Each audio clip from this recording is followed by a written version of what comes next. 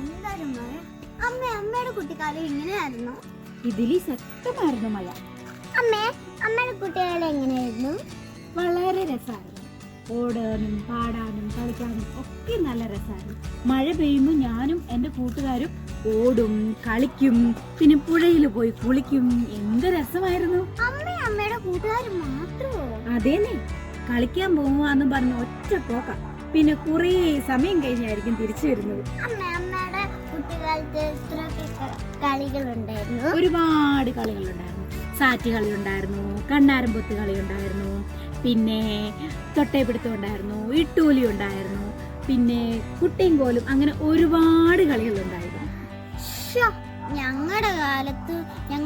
ഞങ്ങളുടെ കുട്ടിക്കാലത്ത് ഇങ്ങനെ ഒന്നുമില്ല. കേൾക്കുമ്പോ തന്നെ എന്ത് രസം. ഞങ്ങളുടെ കുട്ടിക്കാലത്ത് മാത്രമാണ് ഇങ്ങനെ ഇല്ലാത്ത. കേട്ടില്ലേ? ഇങ്ങനെ നിങ്ങളുടെ കുട്ടികൾ നിങ്ങളോട് ചോദിച്ചിട്ടുണ്ടോ? നിങ്ങൾക്കറിയുമോ അതിന് ഒരു പരിധി വരെ കാരണക്കാരൻ നമ്മളാണ്. അതെങ്ങനെയാണ് എന്നല്ലേ നിങ്ങൾ ആലോചിക്കുന്നത്? മെയിനായി 3 കാരണങ്ങളാണ് ഉള്ളത്. ഫോണിന്റെ അമിത ഉപയോഗം, പിന്നെ ആഹാരം, പിന്നീട് സ്നേഹം. ഇതാണ് 3 കാരണങ്ങൾ. ഇതിൽ ഒന്നാമത്തെ കാരണം, കുട്ടികൾ ഒരു പരിധിയിൽ കൂടുതൽ ഫോണിലാണ്. അതവരുടെ ശാരീരികമായ ഉത്സാഹത്തെ തടയുന്നു.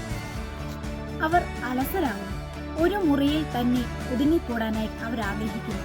രണ്ടാമത്തത് സ്നേഹം. കുട്ടികളുടെ ആദ്യ അധ്യാപകർ രക്ഷിതാക്കളാണ്. അതുകൊണ്ട് തന്നെ അവർ നമ്മളെ കണ്ടു വേണം പഠിക്കാൻ. ഇപ്പോൾ വീടുകളിൽ സ്നേഹം കുറവാണ്, ഇല്ല എന്നല്ല അർത്ഥം. അത് കുട്ടികൾ അറിയുന്നില്ല. പണ്ട് അച്ഛനും അമ്മയും കുട്ടികൾ ഒരുപാട് സംസാരിക്കുമായിരുന്നു. ഇന്ന് അതിനാർക്കും സമയമില്ല. ജോലി കഴിഞ്ഞ് നമ്മൾ എത്തുമ്പോൾ ഫോണുമായി നമ്മൾ മാറുന്നു. കുട്ടികളുടെ ചോദ്യങ്ങൾക്കും സംശയങ്ങൾക്കും ഒന്നും ഉത്തരം പറയാനായിട്ട് നമുക്ക് കഴിയുന്നില്ല. അതവരെ മാനസിക വളർച്ചയിൽ നിന്ന് മാറ്റുന്നു. പണ്ട് നാം കൂട്ടുകുടുംബത്തിലായിരുന്നു താമസിക്കുന്നത്. അന്ന് കുട്ടികൾക്ക് കഥകൾ പറഞ്ഞു കൊടുക്കാനായിട്ട് മുത്തശ്ശിമാരുണ്ടായിരുന്നു. ഇന്ന് അണുകുടുംബമായതുകൊണ്ട് അച്ഛനും അമ്മയും കുട്ടികളും മാത്രമുള്ള നമ്മുടെ ഈ വീട്ടിൽ അവർക്ക് കഥകൾ പറഞ്ഞു കൊടുക്കാൻ നമ്മൾ മാത്രമാണുള്ളത്. അത് മറക്കരുത്. മൂന്നാമത്തത് ആഹാരം. ഇന്ന് നമ്മൾ കുട്ടികൾക്ക് പുറത്തുനിന്ന് ആഹാരം വാങ്ങിക്കുന്നു. അത് അവരുടെ പ്രതിരോധ ശക്തിയെ കുറയ്ക്കുന്നു. ഇതാണ് നമ്മുടെ കുട്ടികളുടെ കുട്ടിക്കാലം നമ്മുടേതുപോലെ അല്ലാത്ത. അതിനൊരു മാറ്റം വരണം. അടുത്ത തലമുറയെങ്കിലും നല്ല കുട്ടിക്കാലത്തോട് ജീവിക്കട്ടെ. ഓർക്കുക, നമ്മുടെ കുട്ടികളുടെ കുട്ടിക്കാലം കൊണ്ടുവരേണ്ടത് നമ്മൾ തന്നെയാണ്. ഇപ്പൊ മനസ്സിലായോ എന്തുകൊണ്ടാണ് കുട്ടിക്കാലം ഇല്ലാത്തത് എന്ന്? മനസ്സിലായി.